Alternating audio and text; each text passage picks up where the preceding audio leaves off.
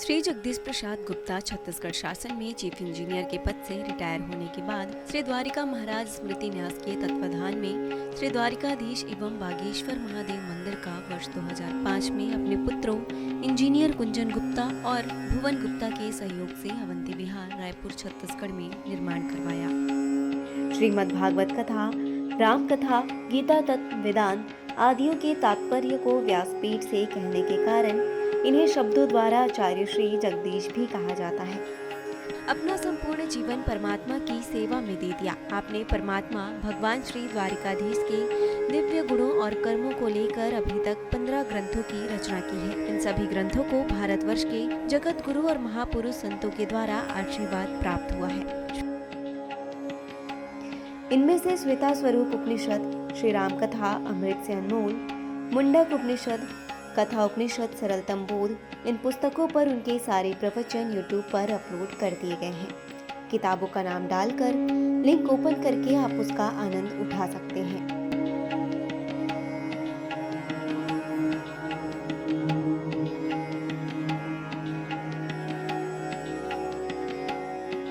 उनके ग्रंथ श्रीमद् भागवत और वेदांत सार के चतुर्थ खंड का अष्टम विचार रामलीला का आश्रय का उद्बोधन सुन रहे हैं आप।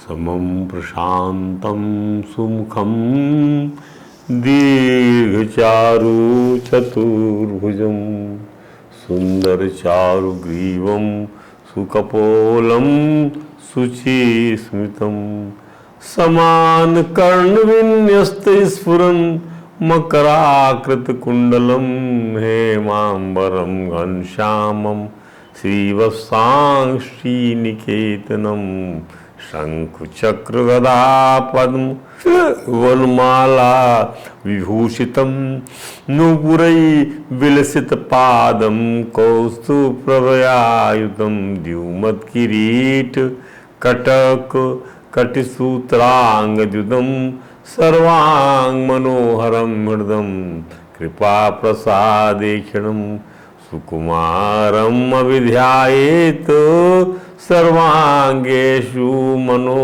दधतु वंशी विभूषित करान् नवनीरदाभात् पीतांबरा तरुणबिंब फलाधरोस्तात् पूर्णेन्दु सुंदर मुखात् अरविंद नेत्रात् कृष्णात् परं किमपि तत्त्वमहं न जाने।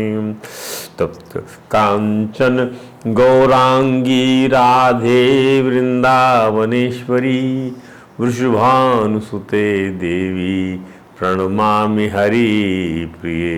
गुरुर्ब्रह्मा गुरुर्विष्णु गुरुदेवो महेश्वरः गुरुर्साक्षात् परम ब्रह्म तस्मै श्री गुरुवे नमः।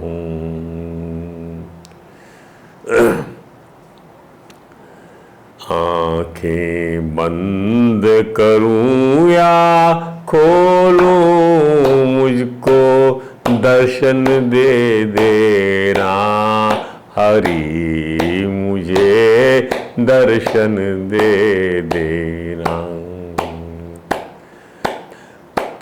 आँखें बंद करूं या खोलूं मुझको दर्शन दे देना कृष्ण मुझे दर्शन दे देना।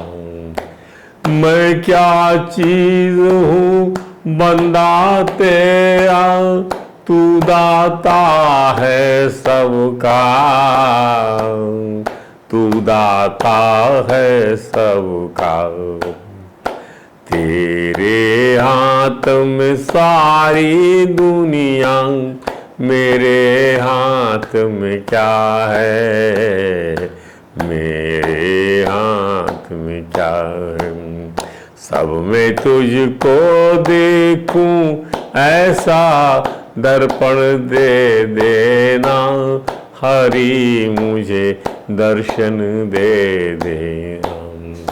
मेरे अंदर तेरी लहरें, रिश्ता है सदियों का,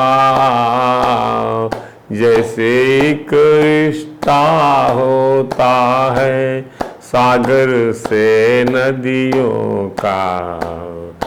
नाम तेरा लूं आखिर तक वो धड़कन दे देना, हरि मुझे दर्शन दे देना। हरे राम राम राम हरे हरे, हरे कृष्ण कृष्ण कृष्ण हरे हरे। बोलिए परात्पर परब्रह्म त्रिलोकीनाथ, भक्तवांछा कल्पतरु भक्त वत्सल कृपण वत्सल शरणागत वत्सल भगवान श्री द्वारकाधीश महाराज की जय, भगवान श्री बांकी बिहारी लाल की जय, भगवान श्री राज बिहारी लाल की जय, भगवान श्री राधा दामोदर नाथ की जय, भगवान श्री राधा कृष्ण सरकार की जय, श्री सद्गुरु भगवान की जय, समस्त गुरु भगवान की जय, श्री चैतन्य महाप्रभु जी महाराज की जय, देवर्षि नारद जी महाराज की जय, भगवान श्री व्यास जी महाराज की जय, परम भागवत भगवान श्री सुखदेव जी महाराज की जय। जय श्री राधे, जय जय श्री श्याम। आइए श्रीमद् भागवत वेदांत सार खंड 4, इसके अंतर्गत हम रासलीला का आश्रय तत्व का प्रतिपादन कर रहे हैं रासलीला की क्रीड़ा के माध्यम से। रासलीला की क्रीड़ा के माध्यम जो आयाम था, अभी तो रासलीला प्रारंभ हुई नहीं, पर बंसी बजी थी, वेणु गीत बजाया था ठाकुर जी ने। उस वेणु गीत के बारे में आपको हमने बताया था और उसके कई भाव आपके समक्ष हमने रखे थे। तो वेणु गीत के बारे में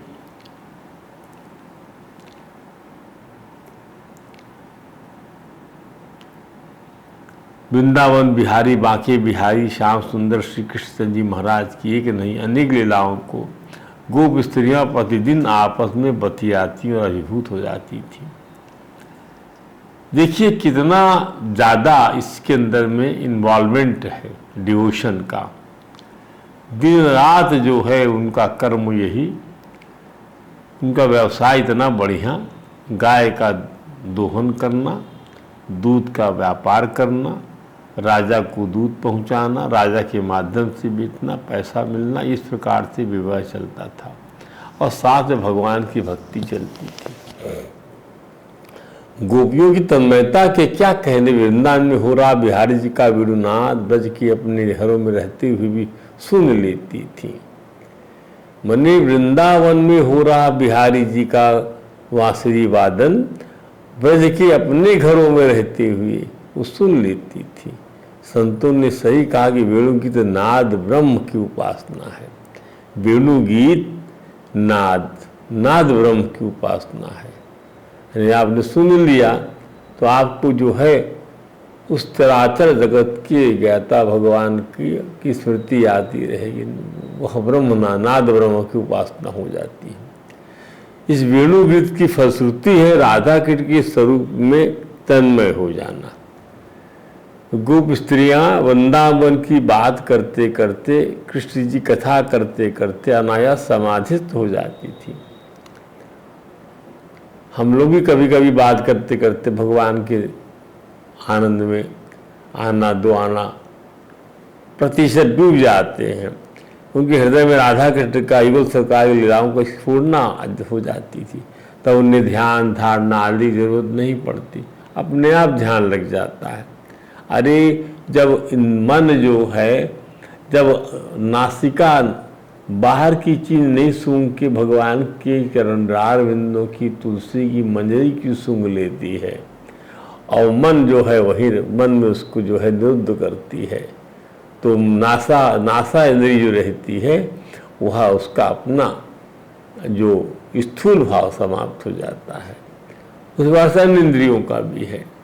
प्राणायाम प्रत्याहार ध्यान धारणा से जो आनंद योगी को मिलता है वही आनंद गोपियां अनायास पा जाती थी। गोपियों योगियों सा कष्ट इन्हें सहसा नहीं व्यापता था। अब इसकी जो फलश्रुति जो है कि आप वेणुगीत पीयूष, वेणुगीत रूपी अमृत का यदि पान करते हैं, आप उस नाद ब्रह्म की उपासना करते, भगवान की वेणुगीत की आप चर्चा करते हैं, उस पर चिंतन करते हैं, कि गीत गाते हैं उसका, तो उसकी फलश्रुति के बारे में लिखा गया है। जिसे वेद कहता है आत्मा व अरे द्रष्टव्य, आत्मा का पहले दर्शन करो। कैसे करो? श्रोतव्य, पहले सुनो, अर्थात श्रुतियों का श्रवण करना ही आज दर्शन का पहला सोपान है। वेद की ऋचाओं को सुनना है और श्रवण ही पहला सोपान। क्यों? क्योंकि दो स्थान ऐसे हैं जो श्रवण के अतिरिक्त दूसरे किसी प्रमाण युक्ति या उपाय से ज्ञात नहीं हो सकते। दो स्थान ऐसे हैं जो श्रवण के अलावा और कोई प्रमाण या युक्ति से ज्ञात नहीं हो सकते। पहला है स्वर्ग, जो नित्य इनडायरेक्ट है, परोक्ष है, कभी हमारे सामने नहीं आता। ब्रह्मलोक, यह भी नित्य परोक्ष है, दूसरा कभी हमारे सामने नहीं आता। साथ ही जगत की सृष्टि के कारण आदि और उनकी उपलब्धि के साधन, ये भी परोक्ष है। सब कुछ परोक्ष है, हमारे सामने कुछ नहीं आता, खाली बताया जाता है हमको, ऋचाओं के माध्यम से हम सुनते हैं। प्रत्यक्ष प्रमाणों के द्वारा जितने भी साधन ज्ञात होते हैं डायरेक्टली, 21 प्रकार अलौकिक नित्य परोक्ष पदार्थों के साथ संबद्ध हैं, ये जानने का श्रवण के अतिरिक्त कोई साधन नहीं है। इसी उदाहरण से हम समझने की कोशिश करें। कोई रंग है, हाँ है, कोई राजा है, कोई सुंदर है, कोई सुंदर नहीं है, कोई स्वस्थ है, कोई स्वस्थ नहीं है, विकार युक्त है। इन्हें जानने के लिए प्रत्यक्ष प्रमाण क्या है? आँखों से देखा जाना, लोगों से सुना। अब इस तरह से कैसे संबंधित है? उसी स्वर्ग से जो प्रत्यक्ष नहीं है। तो सुनकर ही तो जान पाएंगे कि दैव की गति अदृष्ट होती है। इसे निम्न वेद मंत्र से भी समझ सकते हैं। क्या योग मंत्र है? ओम योनिमन्यम प्रपद्यन्ते शरीरत्वाय देहिना। शरीर धारण करने के लिए देहीन, ये जीवात्मा दूसरी योनि ग्रहण करता है। स्थाणु अन्य अनुसंयंती, स्थाणु योनि में चला जाता है, किसी और योनि में चला जाता है। यथा कर्म यथा, जैसा वह कर्म करता है, जैसा वो सुनता है, जैसा उसका भाव बनता है, जैसे उसके संस्कार का स्टोरेज होता है। ध्यान दीजिए। तो कितने ही जीवात्मा तो नाना प्रकार की स्तर योनियों में चले जाते हैं, जिसे जंगम योनि भी कहते हैं। कितने स्थावर भाव को का ग्रहण करते हैं। ये वृक्ष आदि, वृक्ष लता पेड़ पर्वत आदि जड़ योनि धारण कर लेते हैं। इसलिए श्रवण और केवल श्रवण ही नित्य परोक्ष वस्तु का अस्तित्व, नित्य जो परोक्ष वस्तु का अस्तित्व और उसकी उपलब्धि दोनों को बताने की सामर्थ्य रखता है। और वे श्रुतियाँ जिन्हें किसी ने बनाया नहीं, उन्हें श्रवण करना है। बताइए, ये महत्व है श्रवण का।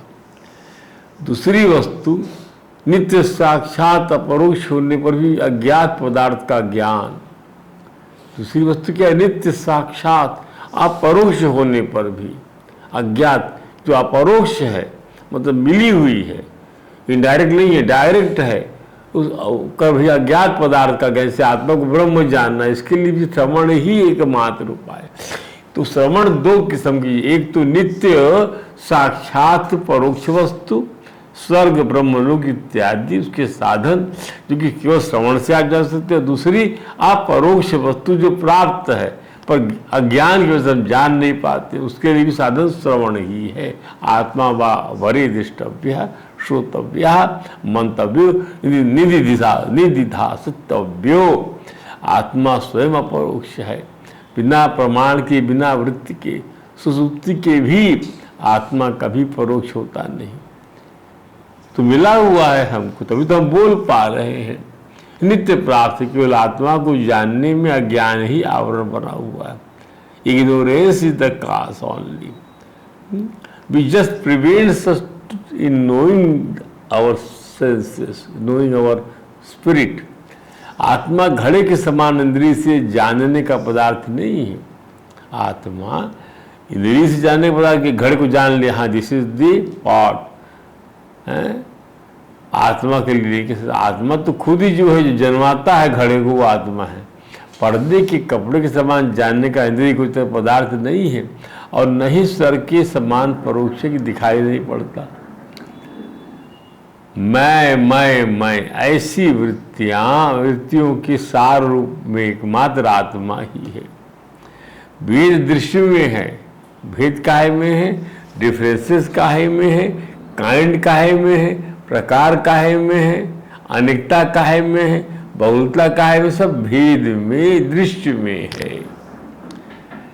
गोप स्त्रियों ने दृश्य के कोटि भेदों को, गोप स्त्रियों ने दृश्य के कोटि कोटि भेदों को कृष्णात्मक वृत्ति से स्थानापन्न करके, जितने भेद हैं, चिंगारी भी कृष्ण, धुआं भी कृष्ण, कोहरा भी कृष्ण, भाप भी कृष्ण, बर्फ भी कृष्ण, ये भेद हो गया। कोटि कोटि भेद, बछड़ा भी कृष्ण, उसकी माँ भी कृष्ण, उसकी डोरी भी कृष्ण, हर रंग भी कृष्ण, आदि आदि कोटि भेदों को कृष्णात्मक वृत्ति से स्थाना सब्स्टिट्यूट करके उन्हें प्रत्यक्ष कर लिया, सब कृष्ण है। यही अद्वैत का दर्शन है आद्य प्रभु शंकराचार्य का, यही उनकी समाधि है, यही उनका योग है। वेणुगीत पीयूष का कर्णों से पान करना, साथ ही संवित रूप से 5 कर्मेंद्रिय, 5 ज्ञानेंद्रिय, 10 मन बुद्धि चित्त और अहंकार, 10 4 14 मनता कर्ण की 4 अवस्थाएं, ये इन 14 कारणों से श्री कृष्ण का था पीयूष को पीते रहना ही गोपी भाव है। ठीक, अब आप 5 ज्ञानेंद्रिय ले लीजिए। आँख से आप क्या अनुभव करते, आँख से देखना, देख के हृदय में उतारना, तो आँख गौण हो गई, मन में चले आए ठाकुर। नाक से सूंघना, नाक से भगवान के चरणार बिंदों की जो सूंघ है तुलसी की मंजरी, उसको सूंघ के उसके मन में उतार लिया, नाक गौण हो गई। ध्यान दीजिए, तो 5 ज्ञानेंद्रिय जब मन में आ गई तो 5 ज्ञानेंद्रिय का निषेध हो गया मन में, और कर्मेंद्रिय तो अंधी है। अब यदि हम उठ के चले जाएंगे जहाँ ठाकुर विराजमान हैं, वहाँ तक हम चले, पैर चले जाएंगे हमारे, तो जब ज्ञानेंद्रिय ही मन के अंदर सिमट गई तो कर्मेंद्रिय तो सिमटना ही, वो तो अंधी इंद्रियाँ हैं। जहाँ उसको ज्ञापन का रास्ता दिखाने वाली ज्ञानेंद्रियाँ सिमट जाएंगी तो कर्मेंद्रिय अपने आप सिमट जाएगी। अब जो अंतःकरण 4 अवस्थाएं हैं, क्या, मन बुद्धि, जब मन में तब उतर गई इंद्रियां, तो मन का विरोध आप संकल्प विकल्प समाप्त करके आप बुद्धि की निश्चयात्मक स्थिति में पहुंच गए। चित्त से चिंतन होने लगा, चिंतन का विरोध आत्मा में कर दिए, जहां कोई चिंतन ही नहीं करना है, तादात्म्यता हो गई। तो यही गोपी भाव है। जैसा कि हमने बताया कि कोटि कोटि दृष्टि भेदों को श्री कृष्ण की एकमात्र सत्ता से जिन गोपियों ने निर्भेद कर डाला, अब कोई भेद नहीं, सब कृष्ण ने कृष्ण, तो उनकी बहिर्मुखता बची कहाँ, कहीं कुछ बचा नहीं, कुछ नहीं है, सब कृष्ण है। लकड़ी का दरवाजा, लकड़ी, मथानी, बेलन, पटा, सब जितने भेद है लकड़ी के, तो बहिर्मुखता कहाँ बची जब सब कृष्ण हो गए। तो विवाद और विरोध बचा कहाँ, विवाद और विरोध तो दृश्य में ही हो, विवाद कहाँ बचा, अरे ये दृश्य ठीक नहीं, ये ऐसा है वैसा। वहाँ दृष्टा और दृश्य में जब भेद खत्म हो गया, तब श्री कृष्ण की एकमात्र द्वितीय ब्रह्म परब्रह्म सत्ता का आनंद ही तो अनुभव में आएगा, क्योंकि इसी कैवल्य स्वरूप ब्रह्मात्मय के ज्ञान में गोप स्त्रियाँ समस्त राग द्वेष की आत्यंतिक निवृत्ति की उपलब्धि करके श्री कृष्ण के आनंद में एकता का अनुभव करती हैं। मुझे लगता है यही श्री राधा कृष्ण का भाव दर्शन सदा का आनंद है। ध्यान दीजिए, सर्वत्र आनंद है, सर्व आनंद है, क्योंकि सर्वदा सर्वत्र सर्व शब्द श्री कृष्ण परब्रह्म सच्चिदानंद के अधिष्ठान के अतिरिक्त। कभी कभी हम सोचते हैं यदि यह वृंदावन बिहारी की लीला लाडली जी के साथ न होती हो तो कैसे हम निर्बीज साधना में पहुंच पाते। कैसे उनके सुंदर उस रूप को गढ़ा, जो भगवान के अवतरण के बाद से ही तो चीज समझ में आने लगी, तो कहाँ से समझ पाते।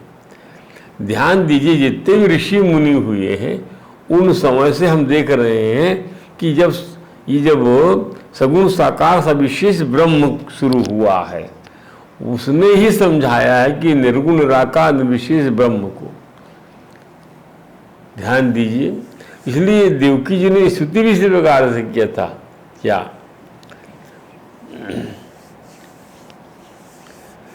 रूपम यद तात प्राहुर्व्यक्तमाद्यम ब्रह्म ज्योति निर्गुणम निर्विकारम सत्ता मात्रम निर्विशेषम निरीहम सतम साक्षात विष्णु आध्यात्म दीपः। देखो यहां सा वर्णन कर दिया, सत्ता मात्र है भगवान, सगुण साकार सविशेष और निर्गुण निराकार निर्विशेष, सत्ता मात्र आध्यात्म दीप है भगवान। सब कुछ ये व्यक्त में ऐसा जरा सब व्यक्त अव्यक्त में सब समाहित हो जाता है, तो भगवान ही शेष रह जाते हैं, उनके सिवा कोई रहता नहीं है। तो सदा सर्वदा सर्वत्र और सर्व शब्द श्री कृष्ण परब्रह्म सच्चिदानंद के अधिष्ठान के अतिरिक्त और किसी दूसरी वस्तु की वाचक नहीं है। निर्भय निर्द्वंद संग्रह परिग्रह शून्य केवल आत्मा ही आत्मा एकमात्र सत्य है। केवल कृष्ण ही कृष्ण एकमात्र सत्यानुभूति है।